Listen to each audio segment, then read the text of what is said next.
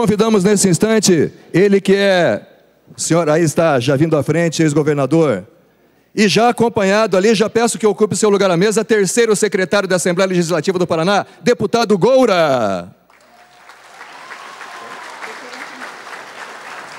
E também ele que ocupa o cargo de quinto secretário aqui da Assembleia, queridíssimo doutor Antenor, deputado estadual. Peço que venha à frente, por gentileza.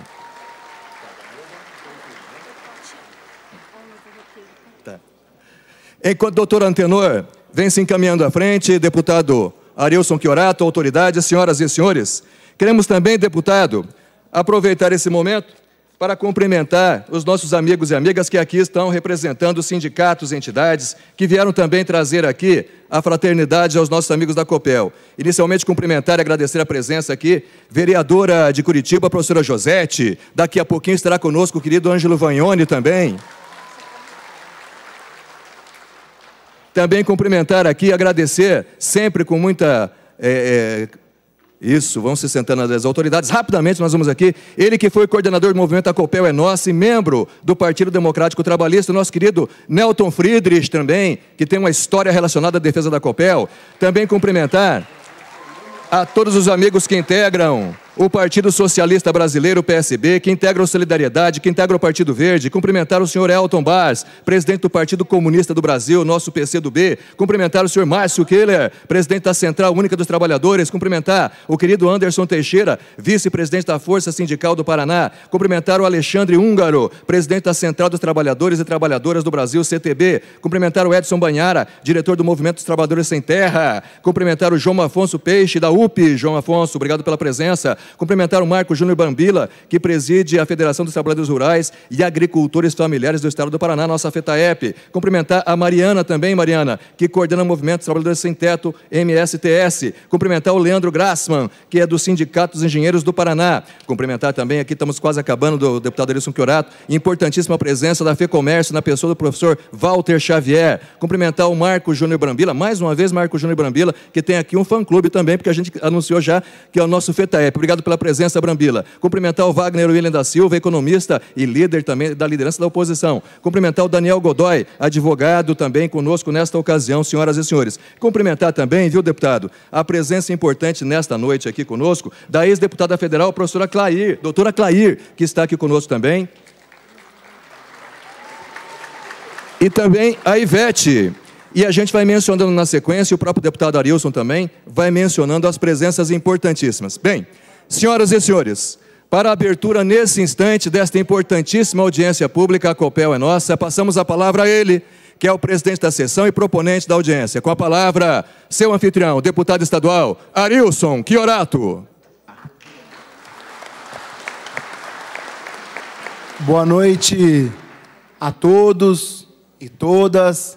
Sejam muito bem-vindos e sintam-se literalmente em casa, que essa casa é do povo paranaense, assim como a nossa Copel.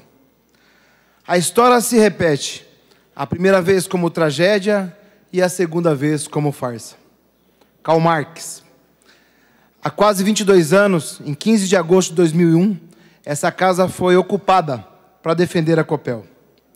Naquela ocasião, o discurso era de haver necessidade de privatizar, para que a empresa fosse modernizada e se tornasse competitiva. Passaram-se 22 anos e a Copel é uma das empresas mais competitivas do setor energético brasileiro, apesar das gestões que vêm buscando fragilizá-la. Já naquela ocasião, houve intensa propaganda do governo do Estado, com o objetivo de convencer os corpelianos de que a Copel deveria ser vendida. O Fórum Popular contra a Venda da Copel reuniu 426 entidades. Foram coletadas assinaturas em todo o Paraná para apresentar um projeto de lei de iniciativa popular, o primeiro de nossa história, com mais de 138 mil assinaturas. O Senge distribuiu mais de 10 mil velas em alusão aos apagões que poderíamos esperar em caso de privatização. Apagões que não vieram, justamente porque a empresa permaneceu pública, permaneceu realizando os investimentos mais importantes. Hoje vemos a história se repetindo, a farsa da venda da Copel. Dessa vez parece que estamos menos mobilizados que estivemos em 2001, Mas ainda há tempo. Mas tempo de acelerarmos as mobilizações. Tempo de engajarmos instituições. Tempo de defendermos o Paraná da rapinagem que nos ameaça. Há 2 anos não tivemos capacidade de resistir à venda da Copel Telecom. A empresa foi privatizada, a qualidade dos serviços caíram, o patrimônio que era do povo do Paraná foi distribuído na forma de lucro para acionistas estrangeiros. Não precisamos esperar nada diferente caso a Copel seja vendida. Teremos uma empresa voltada apenas à geração máxima do lucro para o mercado financeiro. Hoje, grandes fundos de investimento já são sócios da Copel. O exemplo mais emblemático é o BlackRock. Ninguém aqui, e nem o governador, acredita que a Copel, nas mãos do BlackRock, trará benefícios para a nossa indústria e para o povo do Paraná. O governador só insiste na venda da Copel porque este é um governo que não gosta da coisa pública. É um governo que se sente bem em distribuir o que é do Paraná, entregar ao capital financeiro aquilo que a gente construiu arduamente. Precisamos resistir, precisamos nos fortalecer, precisamos tomar as ruas das cidades, as redes sociais, conversar com cada paranaense e mostrar às pessoas que a ameaça está próxima. É para isso que estamos aqui, e é para isso que declaro aberto a audiência pública e que seja o primeiro de grandes passos no sentido de salvar a Copel da ganância e do ratismo que quer depredar o povo paranaense. Está aberta a nossa sessão, sejam muito bem-vindos.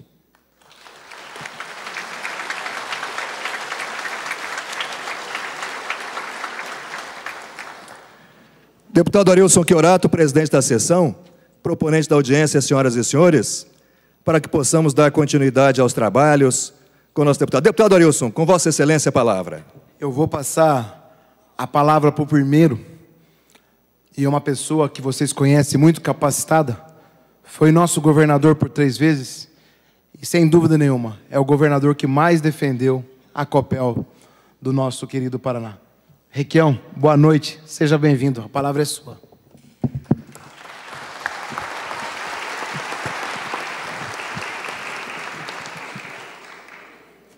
Boa noite, minha gente. Eu quero fazer um relato para vocês, em profundidade, do que tem acontecido com a Copel nos últimos governos. A tentativa da venda da Copel é antiga. Quando eu assumi pela primeira vez o governo do Paraná, tinha ocorrido uma tentativa de venda anterior à minha eleição. Eles diziam o seguinte: a Copel está dando prejuízo para o Paraná porque é mal administrada. É um prejuízo de 340 milhões por ano. Então ela deve ser vendida. A Copel foi criada em 1954 pelo governador Bento Munhoz da Rocha Neto. Depois do Bento, governos posteriores investiram dinheiro público na construção de usinas hidrelétricas. É o maior parque hidrelétrico do Brasil. E a Copel tem a maior planta de geração de energia do país. Nós produzimos mais energia do que consumimos. E se acrescentarmos a isto Itaipu, nós estaremos produzindo fantasticamente mais do que consumimos. Hoje, a Copel tem usinas que nós chamamos de usinas velhas. Não é um termo depreciativo. Uma usina velha significa que ela que foi construída com dinheiro público ou com financiamento, ao longo do tempo foi paga. Então nós temos uma quantidade fantástica de usinas hidrelétricas pagas. E o custo de manutenção é apenas o custo da manutenção das turbinas do sistema elétrico. É baixíssimo. Quando eu assumi o governo pela primeira vez, eu procurei aquela equipe de transição, que a Dilma era responsável, e fiz uma proposta para eles, que nos colocassem fora do pool nacional de energia. Eles fizeram um pool nacional e se apropriavam da energia extremamente barata da Copel, jogavam no pool e a Copel tinha que comprar do pool a energia que ela produzia por um preço mínimo e vender por um preço mais alto, e sobre esse preço ainda colocar o lucro que ela tinha necessidade para fazer a manutenção e os investimentos. Isso acabou não dando certo. Depois de assumirmos um compromisso para dar ao Paraná esta condição, que nos colocaria numa situação simplesmente extraordinária, porque a nossa intenção era que nós pudéssemos fornecer ao Paraná a energia mais barata do país e uma das mais baratas do mundo, porque nós temos uma planta hidrelétrica, que é, nos sistemas de geração conhecidos até hoje, a mais razoável do ponto de vista financeiro. Não deu certo. Acabaram contrariando o acordo que nós tínhamos feito e jogando a energia paranaense no pool. Mas a coisa da venda andou com apoio da Assembleia Legislativa do Paraná. O Welter aqui era deputado à época, mas numa mobilização da sociedade que tomou consciência do prejuízo do Estado de uma forma fantástica. O mundo sabe que a energia elétrica é o principal insumo do desenvolvimento. Quando houve aquela crise nos Estados Unidos, e que o Franklin Delano Roosevelt tirou o país através do tal New Deal, que em português quer dizer novo pacto, ele dizia o seguinte: a energia é fundamental como insumo do comércio, da indústria e da qualidade de vida do povo. Ela não pode ser de forma alguma privatizada. As usinas nos Estados Unidos até hoje são administradas pelo exército norte-americano. É estranho isso, mas foi como aconteceu lá. E aqui também nós queríamos essa baixa monumental, mas não foi possível. Com o apoio da Assembleia Legislativa, da Gazeta do Povo, da Rede Globo, mas uma reação brutal da sociedade. A primeira reunião que nós tivemos aqui de protesto contra a venda da Copel, na época do governo do Jaime, foi uma coisa fantástica. A Assembleia foi invadida, apesar da polícia, e entraram aqui milhares de pessoas. O povo tinha consciência do que significava. Uma empresa pública, estratégica, e a gente chama de estratégica por quê? Porque ela é estratégica porque, oferecendo energia barata, ela viabiliza a facilidade da manutenção de grandes empresas industriais. A energia barata garante o funcionamento de grandes empresas, garante o funcionamento do comércio e garante a qualidade de vida das pessoas. Se a energia for privatizada, vocês imaginem então a Copel. A Copel está paga. O Paraná pagou as usinas. Alguém compra, paga, vai dar um dinheiro para o governo do Estado. O que o rato vai fazer com esse dinheiro, só o ratão e ele sabem. Talvez a gente possa imaginar com facilidade. Mas essa empresa que comprou, deixando a Copel de ser uma empresa pública, ela vai querer o retorno do capital que ela pagou e um lucro em cima disso. Então, necessariamente, a energia vai subir de uma forma astronômica. E o povo do Paraná, que já pagou o custo das usinas hidrelétricas espalhadas pelo Estado, vai pagá-las outra vez. Nós pagamos o custo inicial com os investimentos públicos. O rato fica com o dinheiro e a empresa ou o grupo financeiro que comprou vai querer a restituição do dinheiro que pagou para o funcionamento do seu fundo e um lucro. É de uma irracionalidade simplesmente absoluta. Vou contar para vocês como é que foi a história aqui da usina de gás de Araucária. Eu assumi e tinham feito uma concessão para um grupo privado norte-americano construir uma usina de gás de Araucária. A minha perplexidade foi absoluta. Eu me perguntava, se nós temos a energia hidrelétrica, que é a mais barata possível no Brasil e no mundo, por que que nós vamos utilizar uma energia a gás que tem um custo maior? Se ela tem um custo maior, mesmo sendo da Copel, ela vai forçar o aumento da tarifa, porque ela tem um custo de produção mais alto do que de uma hidrelétrica. Mas sendo privada, vai haver este custo mais o lucro do grupo privado. Então eu fui à luta para impedir que ela se mantivesse privada.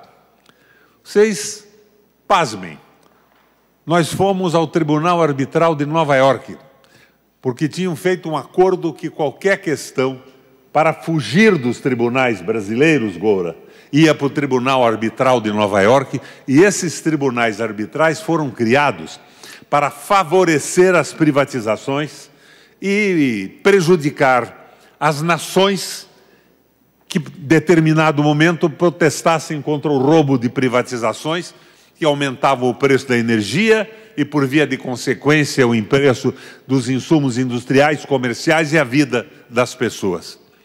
Quem me acompanhou nessa luta? Paz, meus senhores.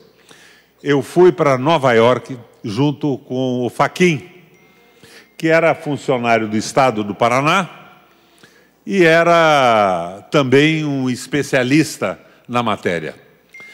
Nós fizemos um folheto explicando o que tinha acontecido com a usina de gás e aquele roubo todo. E fizemos antes uma viagem para os Estados Unidos, para o Golfo do México, aquela região onde os Estados Unidos têm usinas térmicas a gás ou a carvão. Quando nós mostramos os projetos para os técnicos, eles disseram, mas meu Deus, por que vocês deixaram construir isso? E eu perguntava, por que essa expectativa tão grande? E eles me disseram, vocês compraram e colocaram ao lado da usina de gás de Araucária módulo retificador do gás boliviano. Eu disse, sim, e não precisava? Absolutamente não. Não tem sentido algum esse retificador. Esse retificador devia estar abandonado em algum lugar, em algum deserto aí, que não tem o gás com a qualidade do gás boliviano, e ele foi acrescentado para ser vendido e virar um trambique com o governo do Paraná. O escândalo era desta grandeza. Fizemos um panfleto e espalhamos pela França inteira. No tribunal arbitral, eles acreditavam que nós íamos ser condenados. E o que o pessoal da UEGA, da usina de gás de Araucária, pediu, à época? 5,5 bilhões de indenização. Nós distribuímos aquele panfleto e eles ficaram simplesmente assustados. O que esses caras vêm fazer aí? E ainda havia outra lenda correndo na França. Esse governador do Paraná é completamente louco. O que ele veio fazer no tribunal como advogado do Estado? Estava lá eu e o Edson Fachin.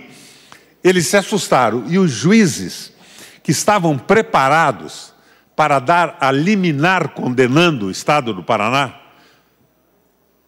recuaram e transformaram a sessão em diligência. Na diligência, nós verificamos o pavor. Demorou 3 ou 4 meses. Depois, como eu disse, nós fomos aos Estados Unidos e ver que a barbaridade era muito maior do que aquela que nós acreditávamos. Eles nos procuraram. Não, vamos fazer um acordo. Que acordo vocês querem fazer? Não, 5,5 bilhões. Eu ofereci 400 milhões para eles, que era mais ou menos o que eles haviam gasto na produção da usina e naquela besteira da retificação atrás. Eles imediatamente aceitaram e a usina de gás de Araucária passou a ser da Copel. Do ponto de vista da produção do gás, eu até diria a vocês que, embora a mim parecesse naquele momento desnecessário, a usina de gás desnecessária, havia uma perspectiva. Está me pedindo para encerrar aqui? É isso? Hã? Sim, mas então eu vou embora e não falo mais sobre isso. E a mim parece que quem entende disso sou eu, quem fiz a briga e consegui transformar a Copel pública. Então, minha gente, eu vim aqui para fazer uma exposição para vocês. E vou terminar a exposição. Embora custe um pouco mais cara, a hidrelétrica absorve com os preços baixos e a gente tem um preço mais razoável, sendo pública a Copel. Uma empresa pública, é feita com o dinheiro do povo e se destina a servir a população. Uma empresa privada se destina a servir ao mercado. E o mercado quer a remuneração do investimento dos acionistas. E quanto maior for a remuneração, melhor para o mercado e pior para o Estado. Nós estamos nessa situação. Eu vou dar um outro aspecto para vocês. Eu assumi o governo e os 340 bilhões de prejuízo da Copel se transformaram num ano num lucro de 1 bilhão e 400. O que é isso? O Requião é mágico? Não. Eu não sou mágico. Trabalhei muito tempo em iniciativa privada e advocacia, mas eu não sou mágico. Eu acabei com a corrupção interna.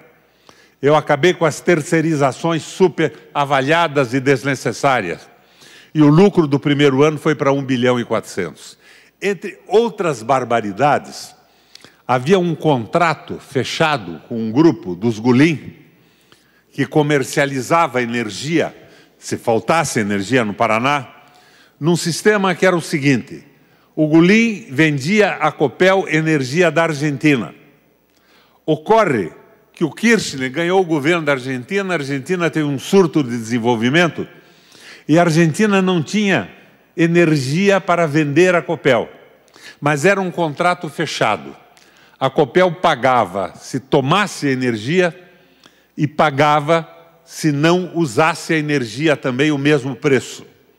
Simplesmente extraordinária a jogada. Acontece, porém, que além de a Argentina não ter energia e a Copel estar pagando, nós estávamos numa época de abundância enérgica no Brasil, de energia no Brasil.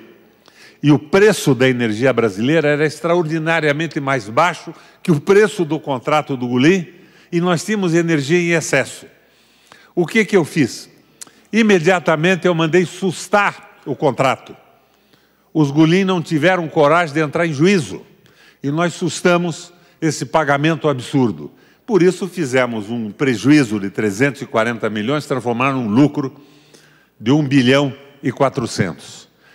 É isso que, de novo, está acontecendo nesse processo. Eles querem transformar a Copel numa empresa de mercado, diluída, ela não tem dono. Na verdade, o dono são os acionistas. Nenhum grupo pode ter mais que 10% de votos. E entregaram os votos majoritários das ações ordinárias que mandam na Copel num acordo de acionista para os grupos estrangeiros. Quem é sócio da Copel no Paraná hoje? Policiais de Nova York, funcionários públicos da Califórnia, funcionários públicos de estados norte-americanos. É um trambique do começo ao fim, sem nenhum sentido. Mas, no fim do governo anterior, essa Assembleia autorizou a venda. O Tribunal de Contas da União considerou a venda rigorosamente ilegal. Mas daí, o Bolsonaro baixou um decreto legalizando a venda da Copel. A primeira coisa que o nosso governo devia ter feito com a posse do Lula era a anulação do decreto. A anulação do decreto não implica em nenhum esforço especial do governo. O presidente Lula não perde mais de 5 minutos para mandar o seu chefe de gabinete redigir o discurso, o decreto e assinar. Então, nós estamos, com este raio desta aliança ampla que fizemos, vendo o presidente amarrado. O discurso do Lula, cá entre nós, é muito melhor que o meu, que o do Arilson, que o do Maurício, é melhor que o nosso. É um discurso nacionalista de quem tem consciência clara. Aliás, foi reafirmado na China agora quando ele disse que os Estados Unidos provocou a guerra entre a Rússia e a Ucrânia e que ele sabe quem colocou a ele na cadeia e caçou a Dilma do governo que exercia após um processo eleitoral. Mas ele não está conseguindo governar. Só há uma maneira de fazer isso. Quando o Lula faz um discurso, eu sinto o seguinte: o Lula está pedindo, por favor, para que esta base social se levante e dê razões e força para ele assumir o governo e resolver o problema. Mas aqui no Paraná, o decreto continua valendo. É uma coisa rigorosamente incrível. Nós estamos aqui, o presidente do PT convocou essa audiência pública, mas o governo federal mantém o raio do decreto que legaliza a venda. É absolutamente ininteligível isso. Mas mais do que isso, o governo federal está quieto quando o Estado do Paraná está criando pedágio no mar, privatizando o canal da Galheta, que é a entrada principal dos navios no porto de Paranaguá. Não há um protesto do governo federal e do raio do Ministério das Minas e Energias. E nós estamos vendo que, apesar do esforço dos deputados que estão conosco nessa mesa, o compromisso assumido por nós na campanha com o pedágio está sendo atropelado. O ministro da área já disse que concorda com o raio do rato. Eles querem fazer um pedágio semelhante ao pedágio do rato, dando um lucro absolutamente fantástico para as empreiteiras, que foram condenadas e não pagaram a condenação num acordo feito com o governo do Estado e com a complacência, Arilson, do raio do Ministério Público do Paraná e do Ministério Público Federal. Eu entrei contra o pedágio, enquanto governador do Estado, 44 vezes. 43 vezes, menos uma vez, que o Celso 3 lá de Cascavel se manifestou a favor do Estado e a favor do povo. O Ministério Público Estadual e Federal se manifestaram a favor daquilo que nós, como governo do Paraná, consideramos um roubo feito contra o povo do Estado. Então, eu acho que essa manifestação deve ser a primeira, Arilson. O Lula tem dito que quer uma crítica, que ele não quer puxar saco no governo, que ele precisa de uma crítica para dar força para ele poder exercer o governo segundo os princípios da campanha. Temos aqui um bom começo. Nada parecido com aquelas manifestações que tivemos no passado. Conscientes, porque afinal de contas, não fomos nós que paramos a venda da Copel. O Osama Bin Laden detonou as Torres Gêmeas em Nova York no dia do leilão da Bolsa. O leilão não houve. Depois disso, eu me candidatei ao governo, ganhei a eleição e impedi a privatização. Nós estamos sendo roubados com a complacência desta Assembleia, da maioria governista, evidentemente que a oposição não está nessa maracutaia, e a complacência absoluta de uma imprensa paga com dinheiro público. Então, nós temos que botar a boca no trombone, falar com força. Não em 10 minutos, mas o meu compromisso era vir aqui e esclarecer a vocês. Ou nós vamos à luta, ou vamos ver o preço explodindo da energia elétrica. Quando assumiu o governo do Estado, eu zerei a conta de energia das pessoas mais pobres. Eu criei um sistema que empresas que se instalassem no interior, industriais, onde não tinha emprego e não tinha empresa, tinham uma tarifa muito mais baixa. E consegui, mesmo naquela crise, colocar a Copel com a tarifa mais baixa do Brasil. E nós tivemos uma resistência contra aquela recessão brutal e queda de empregos. Nós mantivemos um aumento de emprego com carteira registrada. Agora, ganhamos a eleição com o Lula e estamos perdendo o pedágio no mar, em água do mar, pedágio privado agora. Daqui a pouco vão cobrar o ar que nós respiramos, que vai ser dado por uma empresa privada. Nós estamos vendo o pedágio voltar com o protesto do Arilson, do PT, mas a complacência do governo federal e dos ministros. E nós estamos vendo a Copel sendo vendida com silêncio absoluto. Que o grito nosso aqui seja principalmente um grito para que a nossa companheira Gleisi, que tem a mesma visão que nós temos disso tudo, que se manifeste em Brasília. Nós precisamos, para começo, a revogação da maldita modificação por decreto do Bolsonaro, que foi recusada pelo Tribunal de Contas. Senão, minha gente, eu pergunto a vocês, para que ganhamos essa eleição? Por que eu entrei nesse jogo sabendo que não podia ganhar? Podia ter sido candidato a senador com sucesso, a deputado federal, fui a governador. Nós temos que aceitar o apelo do Lula. Ele diz, Eu não quero puxa-saco, eu quero crítica, pois estamos aqui não para puxar o saco de um governo que tem um ministério inexplicável, mas para dar o apoio ao Lula, assumir o governo e cumprir as promessas de campanha. Valeu, minha gente, era isso.